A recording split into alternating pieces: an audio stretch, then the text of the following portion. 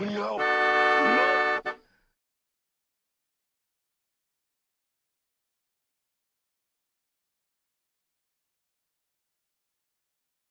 Before going to the main topic of my talking today, I'd like to give a little background about my upbringing.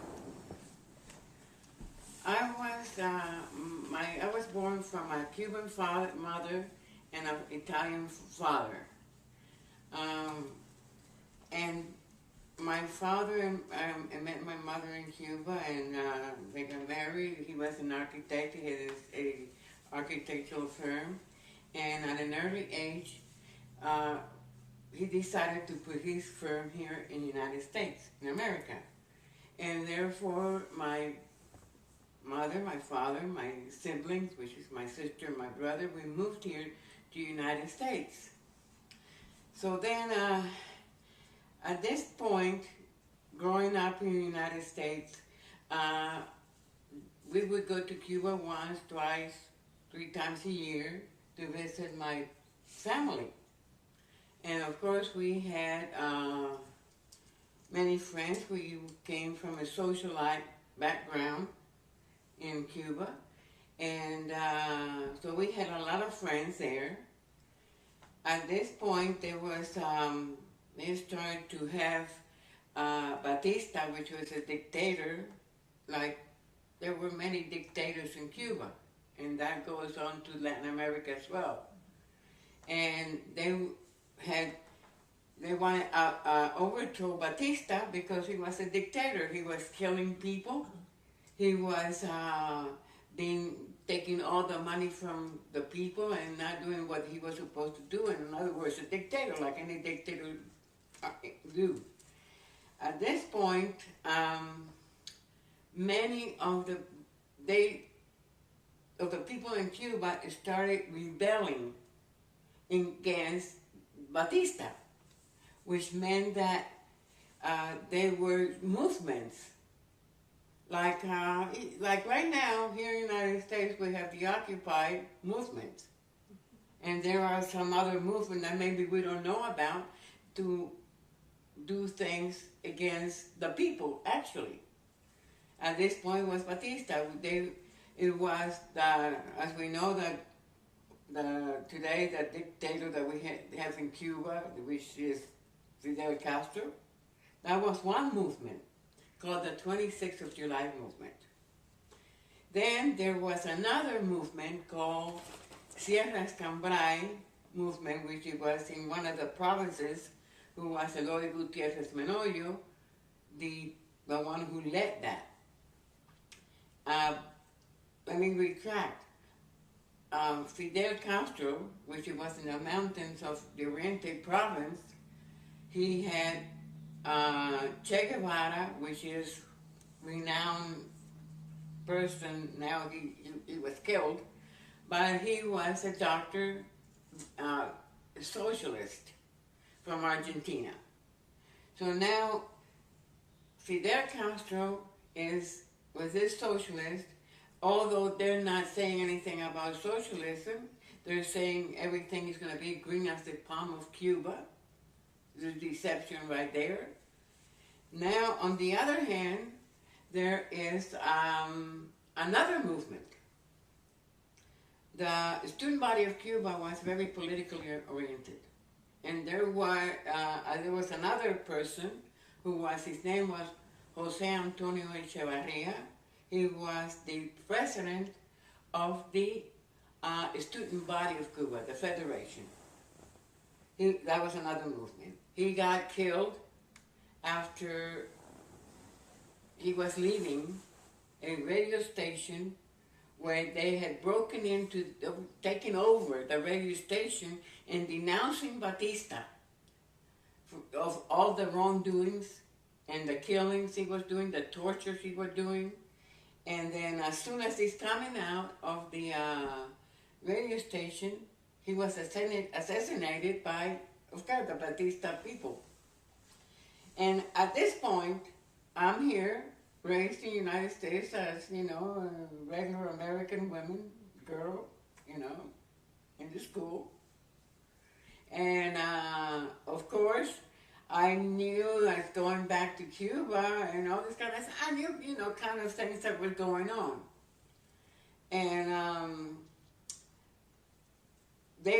many people in Cuba, whether they were from the 26th of July movement, Sierra Cambrai movement, or the Student Federation of Cuba, they were forced to leave Cuba to another countries.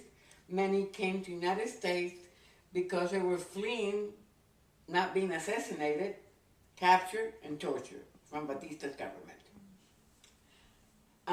So many of them came, and of course there were many students who came, and at that time I was in high school, and in the school, and they came, and I although some of them I knew from Cuba because our friendship in Cuba, some of them were not, I didn't know them, but they came and they were part of the school system.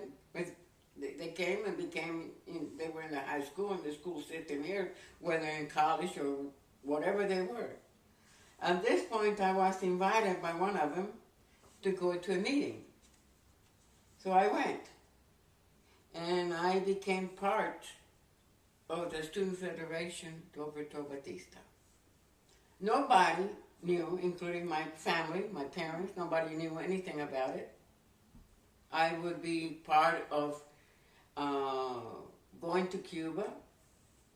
We would go, like I say, 2 or 3 times a year, take letters from here, knowing where the arms were in Cuba, because they needed to have arms and things, and be a connection to the, but never I was part of the Sierra Cambrai movement, nor Fidel Castro, the 26th of July movement. I was from the Federation. And I was like doing this let's put it this way. I had a passion for righteousness in that sense, and I wanted the good things in Cuba. So I was doing it for that, and kind of having sort of an adventure spirit, I was doing that.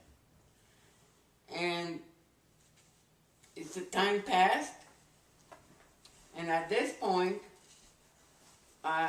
Fidel, they took over the presidential palace, so they overthrew Batista, and that was the 1st of January of 1959.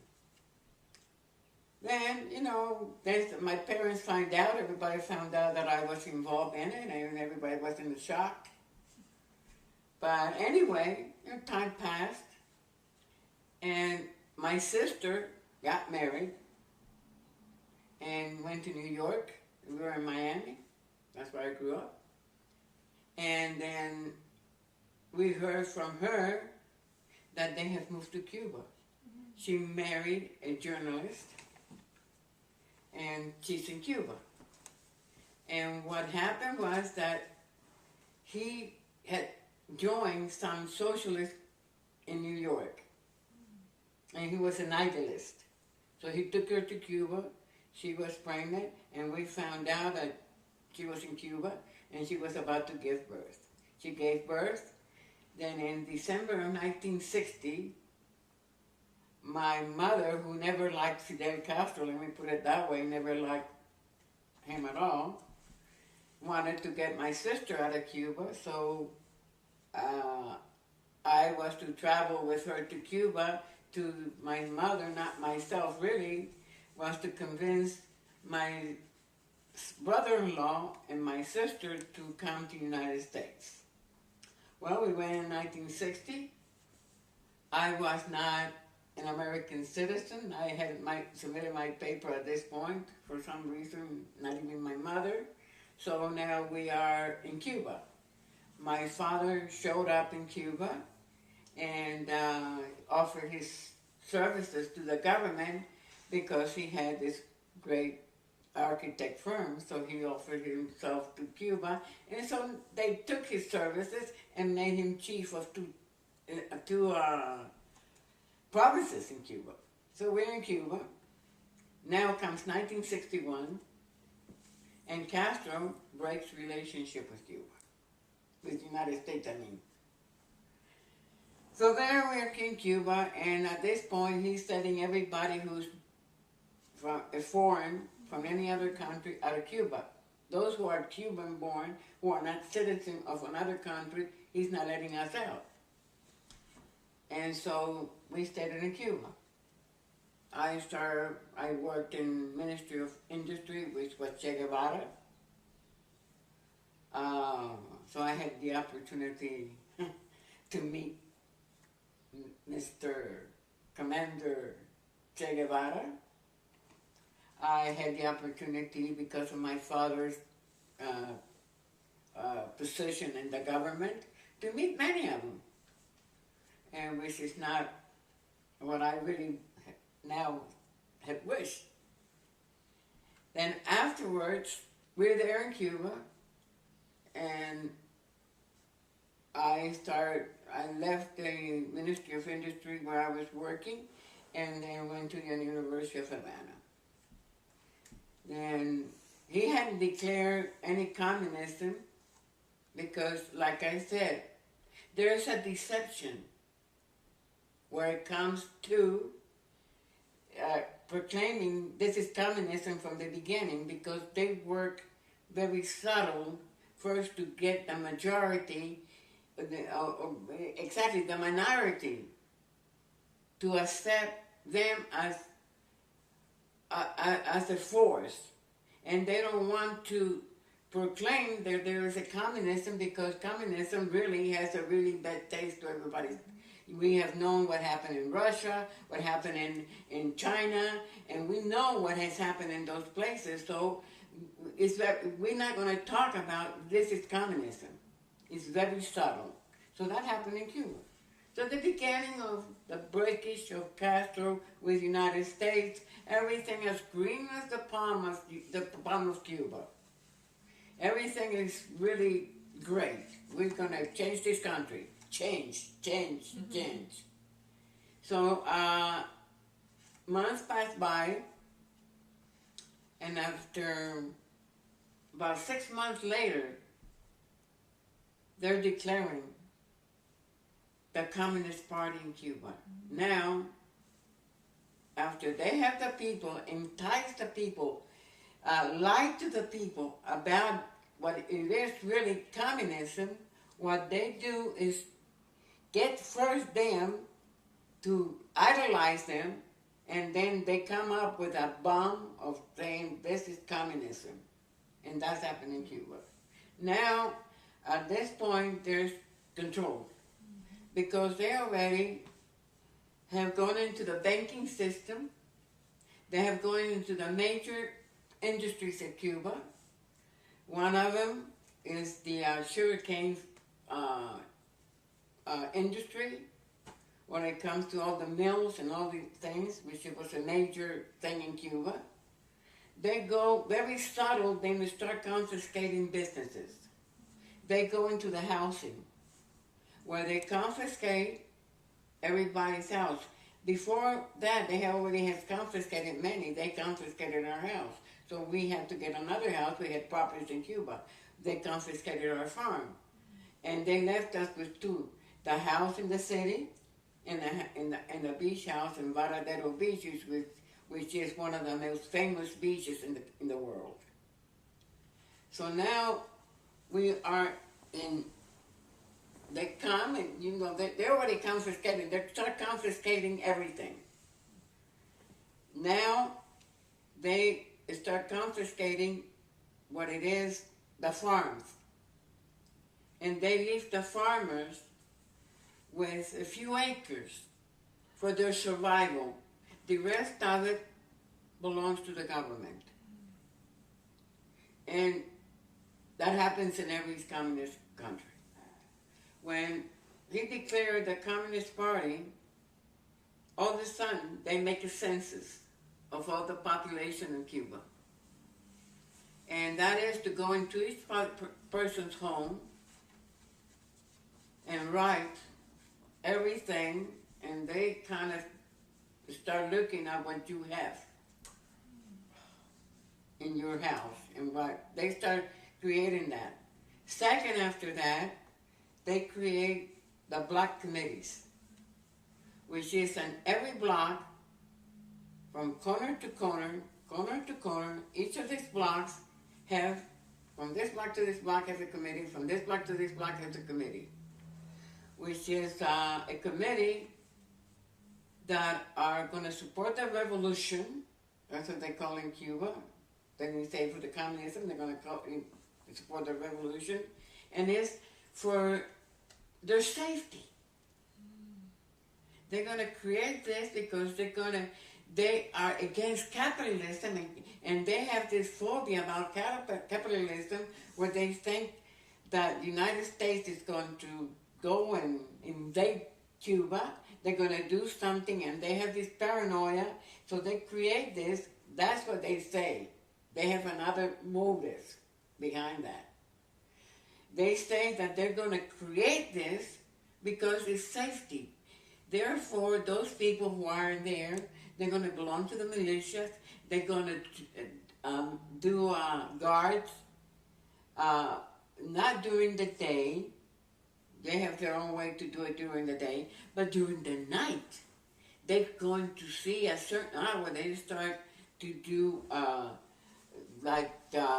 guard what's going on in that block. But the motive is not really to do that. The motive is to see who goes out of your house, what you do. They start invading your privacy in every area of what you are doing. And so then, if you don't belong to that committee in that block, there's one thing. If you live in the country, they see, you're going to leave the country, and they kind of excuse you in that. But a person who's not leaving the country and you don't belong to the committee, you are signaled as somebody who is anti-revolutionary. So then you are forced in some way to belong to that committee. Then, hence, you are forced to do guards during wee hours of the night. You are forced to watch the neighbors, what they're doing, who's going out, who you relate to. And that goes on. So that was after the census. Now, there's no food. So they start rationing your food. They take and make a little notebook where right there you are entitled like 3/4 of a pound of meat every 10 days, a chicken every 15 days, and you are 3 cans of milk every month, so much ounce of coffee a week. So they put everything down, and you cannot go freely like we do here to a supermarket, to any place, and buy food. Everything is rationed. From there, they go to your clothing, for your shoes, for every necessity that you have. There is noted down. The other aspect of communism is, let's go to the medical field. And let's socialize medicine. Where, yes, the medicine, and you go to the doctors, it's free. Sounds good.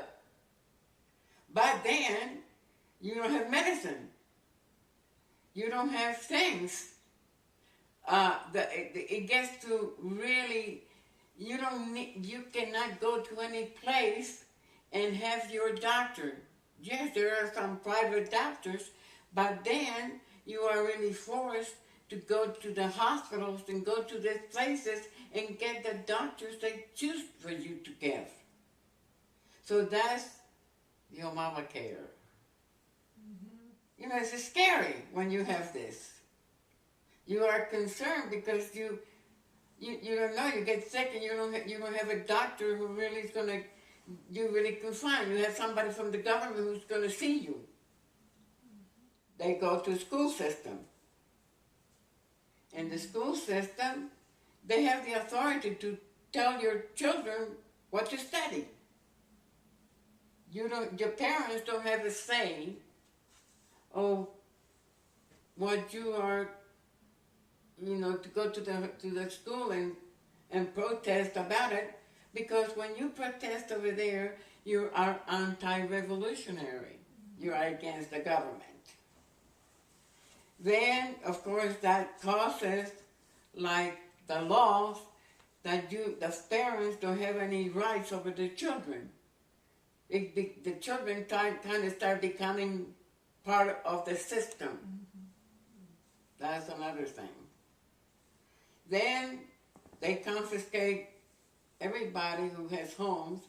Let's say somebody has an apartment building. Either they have an apartment, they're in that apartment building, or that owner has a home. If they have that apartment in the apartment building, they leave him with that apartment, the other one belongs to the government. So they steal from the people. Then if they have a home, okay, you stay with that home, but we're going to take your apartment building. That apartment building belongs to the government. That's the housing department of the communist country. Now, what happened to that is that then those tenants are paying their rent to the government. And they give so much to the owner to kind of appease them. And then they are forced to take it, and most of them, of course, they have somebody claim them to leave the country. That was their livelihood. So they take that away from them, and then costing as well, like, for instance, myself, I got married. So you don't go, you have somebody who's going to get married, and they want to go rent, like here, we can go buy a house, if we get married, rent an apartment, buy a condo, buy a house, or whatever. We have a freedom here to do that. Over there, you either live with your in-laws, or you live with your parents, or you live with some friends, or you live with anybody if you want to get married and have live in a place. We had a really big home, so I lived with my parents in my house. Here I get married, and I have to live with my parents. I don't have the freedom to be with my husband in our own place. Then, another aspect, I'm in the University of Havana studying, and there is a assembly, because everything is done practically in assembly in front of everybody. It's not, can you do this and call you? It's done in front of everybody. They called an assembly, and they said that we needed to belong to the militia, the army. So I was drafted. In that sense, it was not like, we are going to draft you. This is what we're going to do here. You really had no choice. And there's no choice, because one of the things is that everything affects your grades, everything affects you, and you're signaled out in the communist system. So therefore, I needed to go to the militia and go to the training as an army. Of course, militia is an army. That's one thing in what it was in the school system. And then the same method went to each place's workplace. Now this time, there's no workplace that is private, because they're confiscating every business there is. Like I said before, they start with the main, the banking, the big forces, the big industries, the sugarcane industry, the banking, the big industry, the tobacco, all this that was in Cuba. they start with that, and then they start going to just a little business, whatever business. My husband, for many years, and his father were owner of a refrigerator, air conditioned business. They had a big business in that. When I got married to him, I became part of that business, and they came one day and confiscated the business, and my husband was forced to go work in the government in the same field, but for the government. My father-in-law was forced to retire. He was an older man, so he retired. And so that happened. And what had happened was now all the business belonged to the government. And then, in the same way, they went to the businesses, to the departments of all this in the government, and they said that people belonged to the militia because they had to defend the revolution. That meant that the paranoia, it was about, because the capitalism is after us. And you know, it's like this thing about against capitalism. So then everybody had to do that. Another aspect is the agriculture. They don't pay, they don't have laborers in the agriculture anymore, because they developed this system where from the schools, like junior highs, high school, the colleges, university, as well as every single department, including the medical field, were exhorted, calling it volunteer, which is, that word volunteer is a lot of deception, because it's not volunteer, because that word, they use that as a way of enticing and deceiving people, because you have to go to the fields to work in the fields. And everyone, regardless whether you are a mother, a father, you are a physician, a surgeon, whatever you are, is part of being part of the revolution, part of the system. And if you don't, you are again signaled as anti-revolutionary.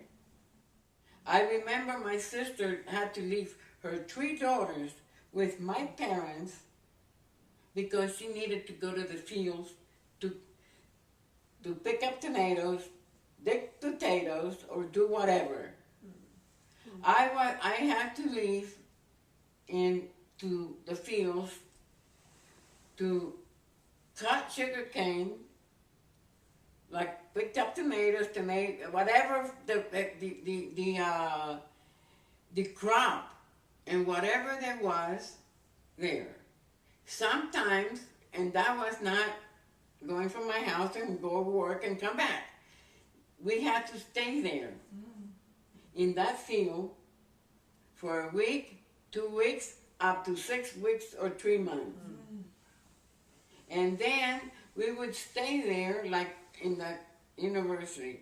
We would have sort of a study, because the teachers would go and they would give such a study. But who would have a study when we're so tired that we get up at 5 or 4:30 in the morning, and sometimes we are sleeping in barracks that are sometimes they're okay, but sometimes they're very deplorable.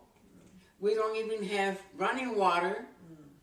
We have to take water out of a well, and then sometimes we would heat it in buckets over some rocks and some things, so we can have that water and go to this enclosed place, put the there and get our base, you know, kind of a base.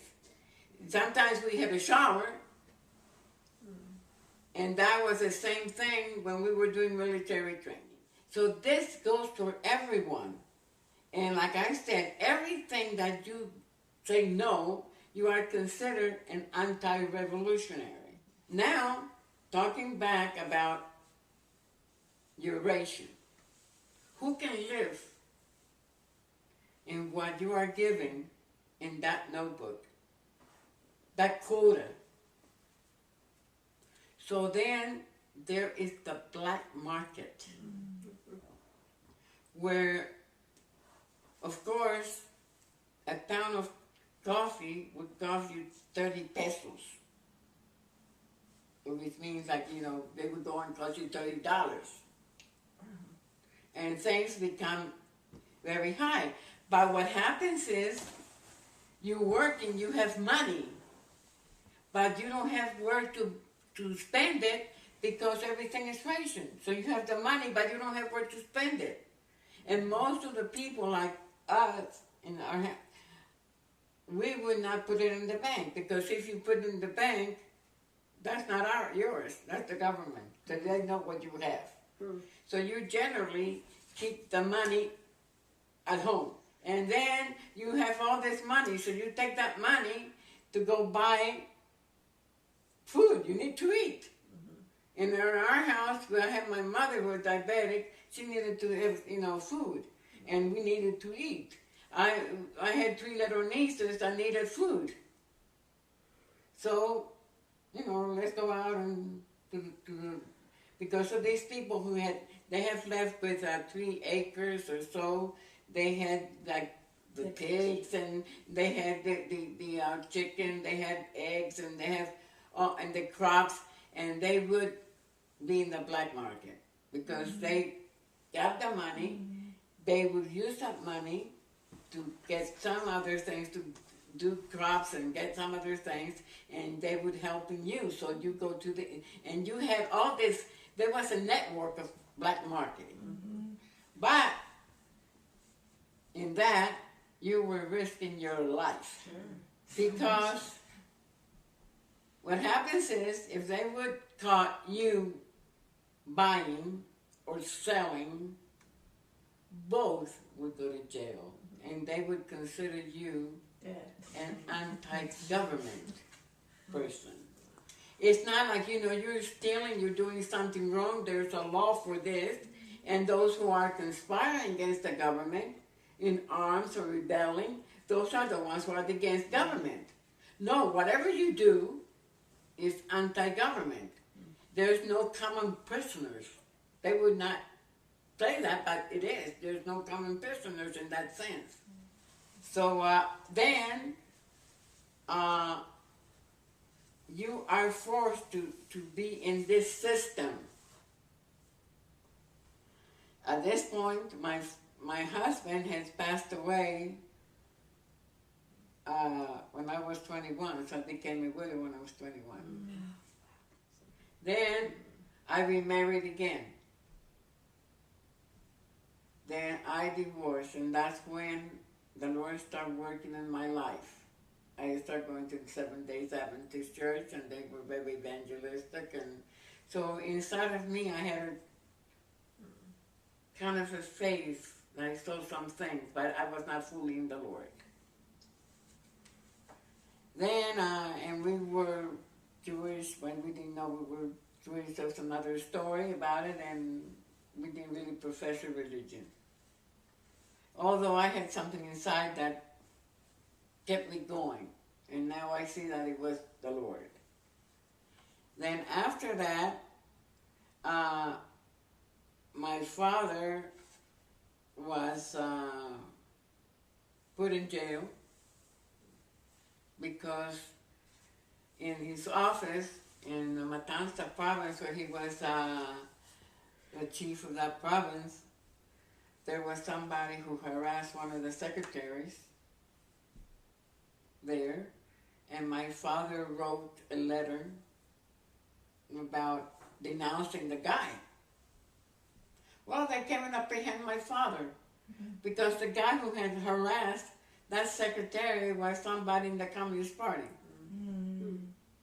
So finally we got my father out of jail and all this kind of thing, and then my father retired. We got all upset about the whole situation because they were really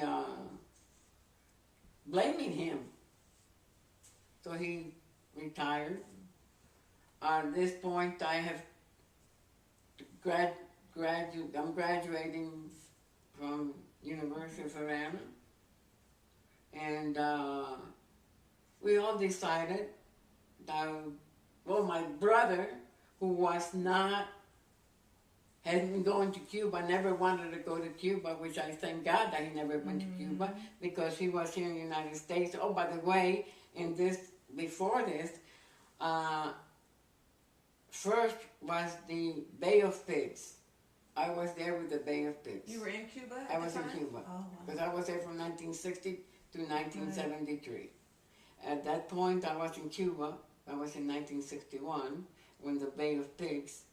And so that was another big thing there. I had just entered the University of Havana. Then came the crisis of October with the missiles. I was mobilized. Because you were in the military at that time. At that time, now I'm in the military. Now the thing was, it was very heartbroken for all our sides because I am in Cuba and I'm mobilized, and my brother, who has served and been in the Korea War and had been here in the U.S. Navy, was also mobilized because he was in the reserves. So here, you know, I'm over there mobilized in this country where it's against this country, and my brother is mobilized here and all that. So that was very heartbreaking. Now, going back, when we all decided that my brother was gonna claim us, because he had wrote to us many times and have called us and saying, whenever you want to, we claim you, because what happens is that it has to be a next of kin who claim the person there Sponsor you. to sponsor. So thank God we had my brother and my parents' son. So he claimed us by several places, from Spain, Mexico, Santo Domingo, and there was a freedom flights. And then so I had to renounce everything, and because you have to, when you present the papers, you cannot work. You know, you're left like in the air. Thank God, like I said, we had stashed money. Thank God we had that. Thank God we had money under the mattress, and you know we had things. So when we presented the papers to leave Cuba, they came to our house, some militaries, and they had some papers. They started going over every single item that we had in our home, noting down everything,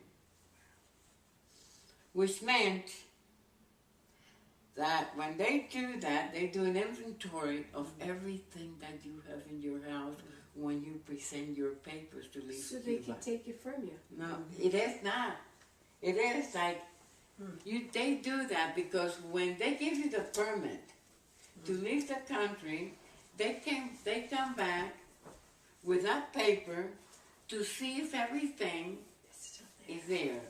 They tell you how much pounds you are to take with you of clothing and items. 30 pounds of clothing for each person that you need to take out of Cuba once you leave the country. You cannot take more than 30 pounds. And everything that you have in your house has to stay there. Thank God, you know, we give some things away because we give it to some people who are in the government and all this kind of thing. But most of the things we had a pretty large home. I was considered kind of a mansion, with a lot of things that have come from Europe, and a lot of things, you know, French furniture and a whole bunch of things. They had to stay there. Mm-hmm. Whatever we had, you cannot give them away, you cannot sell them, you cannot do anything. You have to leave them there. Because if you're living and you have a freedom, they're giving you freedom. You know, you don't have any freedom to take it and say, well, I have this couch and I'm going to give it to you. And then we had to leave all those things there. And then finally, the permit come to us. At this point, my brother, my ex-brother-in-law, because my sister divorced him after having that third child, he still didn't want to give the permit for my sister, who was also claimed, her and her daughters. He didn't want to give the permit to my sister to take the children. He said to her, you can go, but the children stay. So then, when our permit came to leave the country, my mother didn't want to leave, and my sister begged her to leave. And they begged us to leave. So it was a very heart-wrenching. That even though they are now in their 40s and near 50s, my nieces, I still remember when we left, seeing my sister and my 3 little niece there, not knowing when ever we were going to see them again and be around them again. And that goes not only with us. There's many within that system that this happened. Families are divided in such a harsh ways because of the system that you are in a country which, yes, you are free to walk and go here and travel within the country wherever, but in essence, what you are is incarcerated in a country. You have the perimeter of the country, and that's your jail. That's your where you are incarcerated because you cannot leave. You are there just supervised by anything that goes on in that country. And it's that left wing, in the left, what's going on. It sounds very familiar of many things going on today. That's right. And we have to be alert of all these things. And it's like that's deception and that enticement of those type of government would be here in our country. Because we have a country that is based on freedom and the rights of everyone, by the people, for the people. It's not by the government, for the government. Now, were you, how long have you been in the country now? Since 1973 I got out. And were you ever able to become an American citizen? Oh yes, right away. Right away. That was the first thing I did when I got here. I want to become an American. Good for you. And I'm so proud to be an American. So then, that was the last in leaving. But before this, as a young person at that time,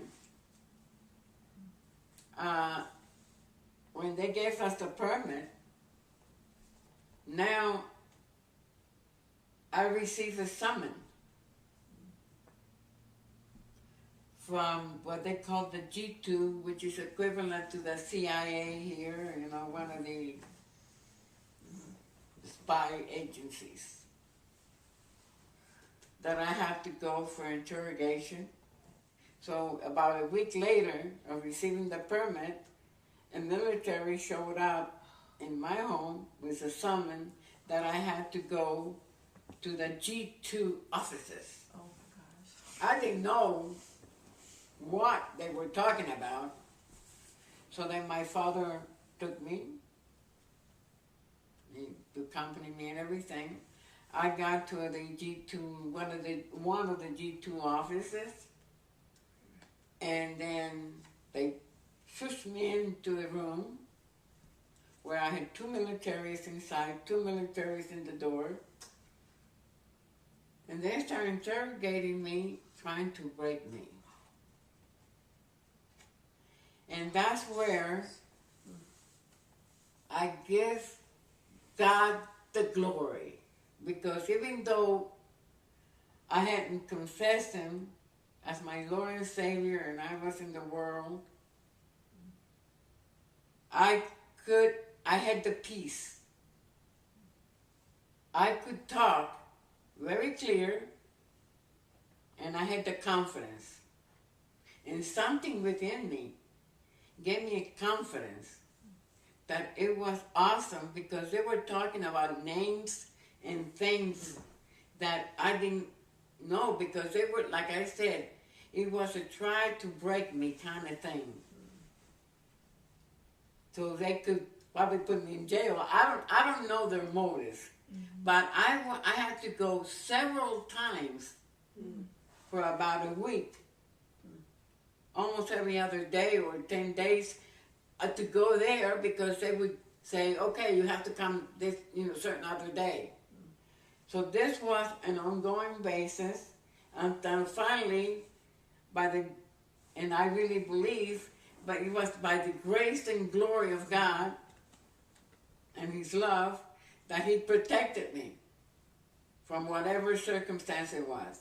Another thing, I thank God because they overlooked and somehow that I had a university degree, and they didn't leave people out when they have a university degree, and not because you have to pay for it. And the way that you pay for it is not that you go and get money and give them money. They take you and they put you in the agriculture, and then they estimate your salary on that agriculture or factories or wherever they place you.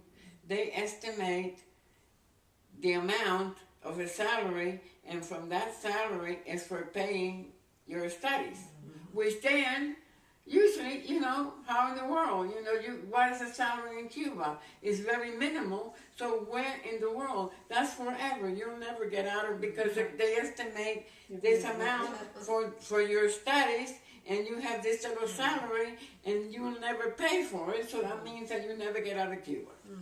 But somehow, and like I said, the Lord only could have protected me, and they kind of overlooked that and didn't say anything. So then, finally, we got out of Cuba. But then, before that, they took us from the Freedom Flight. They took the money that my brother had given for Spain, Mexico, and Santo Domingo. They get that money, and they put us in the Freedom Flight. And we had to go from Havana to Varadero Beach, and there in the airport, and stay there the whole night. I was taken in during the night, and I was taken in, and they were seeing if I had anything within me. They were strip searching. Yeah, and then afterwards, when the plane is there to take us, they took my purse, they took everything out, put it in a box, and then from that box they took whatever they wanted, put it in. They ripped the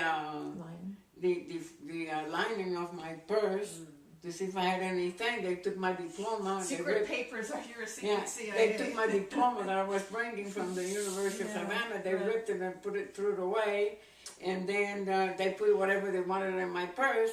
But then you know, you're there and you're looking at I was looking at the airplane, I was looking at my parents going out of that you know, and I just was like, doesn't matter, whatever they take, I want to be in that airplane.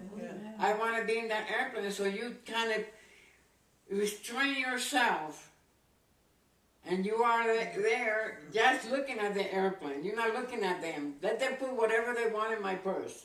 I'm going out of here. And finally, I breathed when that plane took off. And I thank God, when I arrived here, there were all the reporters and everything. I knelt down and kissed the crown of the United States of America. Because I felt the freedom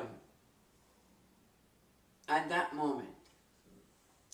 Now, as I'm saying this, I want you to contemplate what's going here in the United States of America today.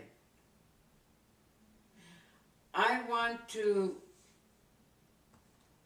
leave you, for you to meditate and study all the things that are going here today about the left. Because we are being deceived. We are being enticed. Because this works very subtle. They're not saying that this is lefty. No, this we're gonna change. Change. When you see change that are against your rights, that are against you, what you do here in the United States, who you are, your privacy. When you hear things about your privacy here that is being violated, we gotta be careful. We gotta get more involved in what's going on in our country. Because what we are seeing today here in our country is very dangerous. We gotta get involved in order for us not to have what I have related here. Because it's very dangerous. And I would ask some questions. As anybody, and I'm going to talk about, because here we are women. And as women, we don't want to be enticed. We do not want to be deceived by, now, you know, they're saying that there is a percentage of women who are for our current government, for Obama. Now I'm going to ask a question. Are women willing to leave their comfort of their homes to go work the fields? Are they willing to go and be forced to become in a militia? Because it's a degradation for women to be taken and from their home and their husbands, their children, or whatever, and go and work in a field and do things, the agriculture, being in a militia, being enticed to other things. Then there's some immoral things in Cuba that this happened, because there's another aspect in Cuba that we have a right here when we are harassed, sexually harassed. And we can leave our jobs. Okay, our boss or anybody, and nobody do anything, I just walk out of the job here and go and get another job. But in a place where everything belongs to the government, everybody's working for the government, and you get sexually harassed, where are you going to go? Either you give in to that harassment, you go home and you don't have anything. You cannot denounce that person because most of the time are communists, who harass you, what are you going to do? We need to expose this, not to us here, because we all here know that we are in the Lord, we are solid on the things of, in morality and righteousness. But our responsibility here is for us to go to those out of the circle and expose this truth so many would know the truth. And like the Word of God says, the truth shall set us free. And we are here in this country for freedom. We are here to preserve our rights and our security and have our privacy and not have our privacy violated. Well, I will leave you with one thing. As we read the Word of God and contemplate as women, each woman of the Bible, one of them is Deborah, who fought for righteousness. There was others who were by faith, Hannah, Mary, that the mother of Jesus, our Messiah, our Savior, and many other women of the Bible who stood for righteousness of God. We are no different than those women, because each of these women have the same testimony that each of us have. And in contemplating that and being the examples in our life, we ought to do the same thing and proclaim to other women the same thing that we believe. Getting those women from the Bible and spreading this message to every woman out there, that we would have the freedom of these women, and that we would impart freedom to every woman that we know, and even those who probably are from the other party. And I exhort you to